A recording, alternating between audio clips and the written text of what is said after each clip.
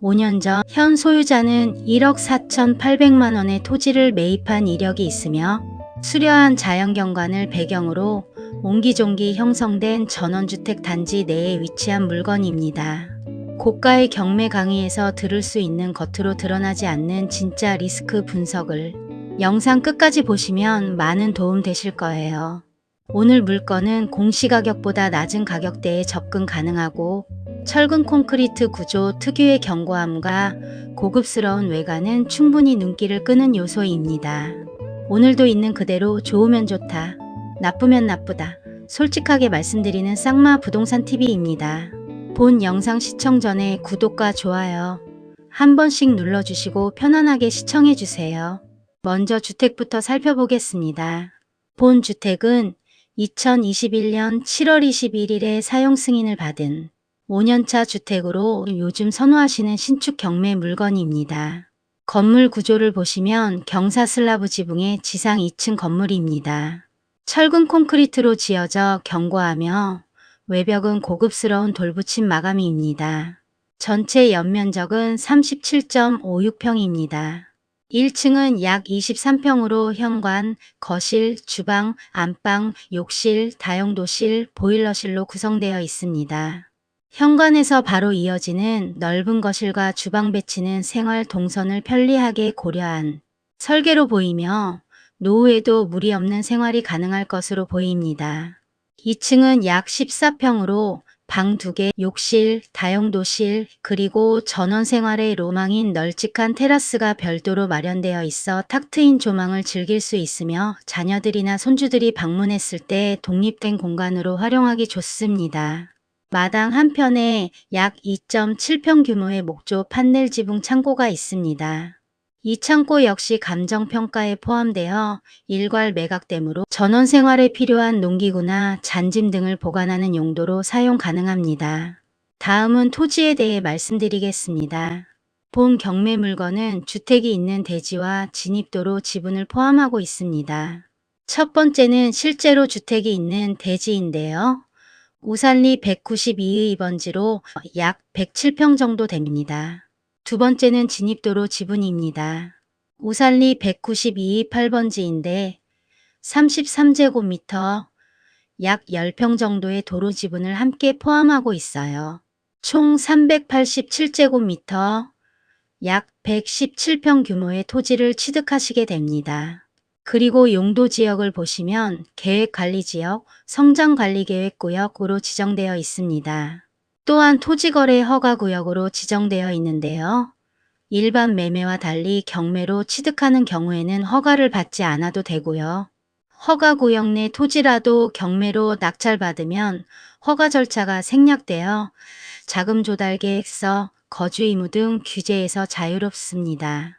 하지만 이는 낙찰자에게 해당되는 사항이며 향후 여러분이 이 집을 다시 일반 매매로 매도하실 때에는 매수자가 허가를 받아야 할 수도 있으므로 황금성 측면에서 참고하실 필요가 있습니다. 그럼 이제 가격 이야기를 해보겠습니다. 입찰가를 결정할 때 절대 빠질 수 없는 핵심 부분이죠.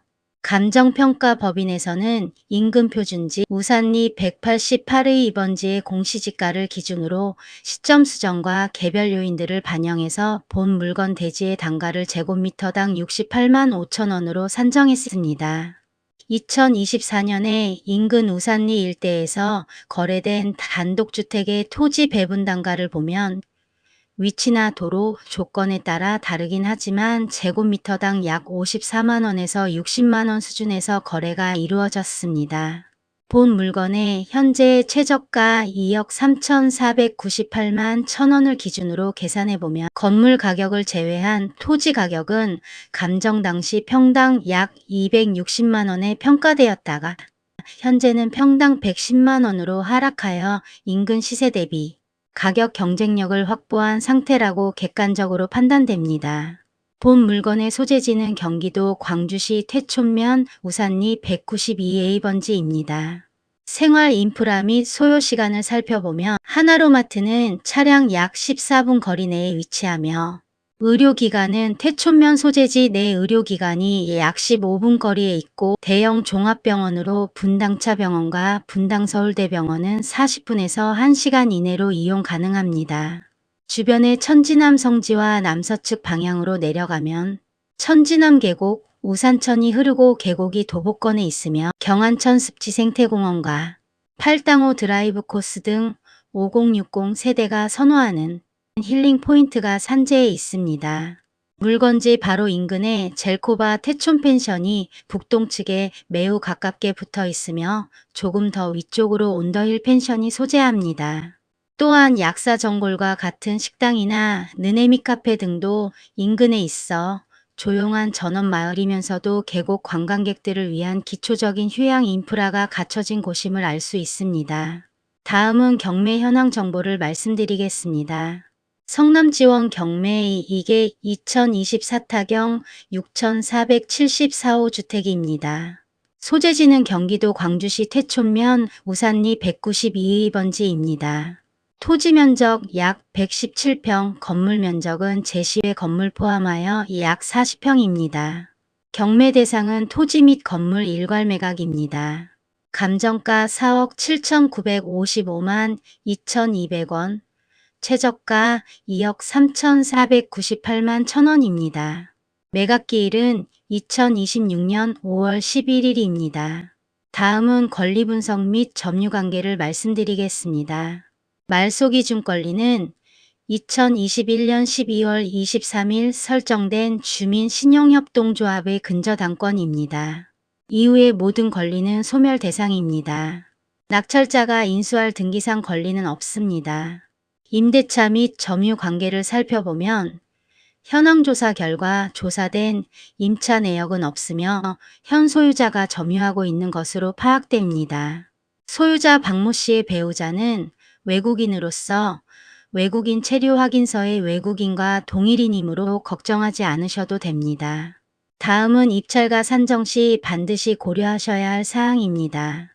은퇴 후 조용한 전원 생활을 원하시는 분들이라면 주말이나 휴가철에 펜션 이용객들로 인한 유동인구 증가나 소음 발생 가능성이 있는지 확인해 보실 필요가 있습니다. 경기도 광주라는 위치가 자연환경은 좋지만 서울로 출퇴근하시는 분들 입장에서는 체감 이동 시간이 길게 느껴질 수 있는 구조입니다. 특히 대중교통 이용 시에는 환승이나 이동 동선이 불편하게 느껴질 수 있고 차량 이동 역시 시간대에 따라 정체 구간을 감안하셔야 합니다. 통학을 하는 자녀가 있거나 직장을 다니셔야 하는 분들보다는 은퇴 후 전원 생활을 선호하시는 분들에게 적합한 입지라고 생각됩니다. 단기적으로 눈에 띄는 대형 개발 호재는 없는 입지입니다. 따라서 지가 상승에 대한 기대보단 실거주 중심의 전원주택지로 보는 것이 현실적인 판단입니다. 이러한 입지적 특성을 충분히 고려해서 입찰 가격은 보수적으로 접근하셔야 합니다. 특히 요즘 같은 시장에서는 내가 이 집의 마지막 주인이 될 수도 있다는 전제를 두고 입찰 전략을 세우는 것도 리스크를 줄이는 방법 중에 하나입니다. 또 하나는 도로 문제인데요. 이번 매각에는 192의 2번지와 8번지만 포함되어 있습니다.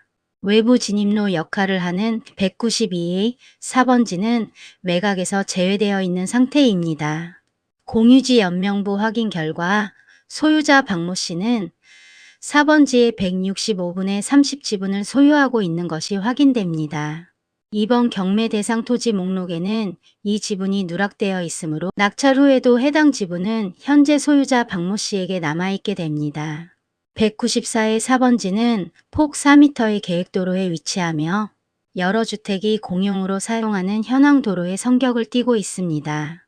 지금 화면에서 보이는 도시계획도를 보면 여러 필지로 쪼개진 도로로 된 필지들이 보이시죠? 해당 도로는 단지 전체의 진입을 위해 길게 형성되어 있어 특정인이 통행을 독점적으로 차단하기 어려운 구조로 보여지는데요. 현재 사용에는 큰 문제는 없어 보이지만 향후 완전한 도로 권리 확보를 위해서는 낙찰 후에도 이 지분의 경공매 진행 여부를 계속 지켜볼 필요가 있습니다.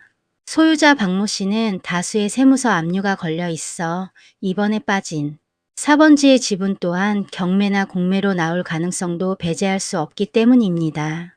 지금부터 집중해 주세요. 오늘 꼭 아셔야 할 핵심 리스크 사항입니다. 건축물 대장상 2주택은 2013년 10월 25일에 착공되었습니다. 하지만 2014년 당시 사진을 보면 착공 1년이 지났음에도 불구하고 묘지 주변에는 자풀만 무성할 뿐 공사의 흔적조차 보이지 않는 황무지 상태였습니다. 2016년 사진을 확인해 보면 이 주택은 이미 외관상 완공된 모습을 갖추고 있습니다. 즉, 이 집은 사실상 2016년 전에 지어진 건물이라고 유추해 볼 수 있습니다. 대략 2016년에 완공된 건물이 왜 준공은 5년 뒤인 2021년에 났을까요? 이는 전 소유자 민모 씨의 자금난이나 압류 문제로 인해 건물을 완공해 놓고도 법적 절차를 마무리하지 못한 채 약 5년 동안 준공 미필 상태로 방치되었을 가능성이 높습니다.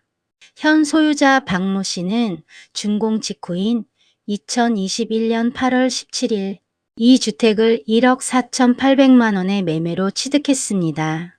당시 시세를 고려하면 사실상 건물 가치는 거의 반영되지 않고 토지 가격 위주로 거래된 것으로 볼 수 있습니다.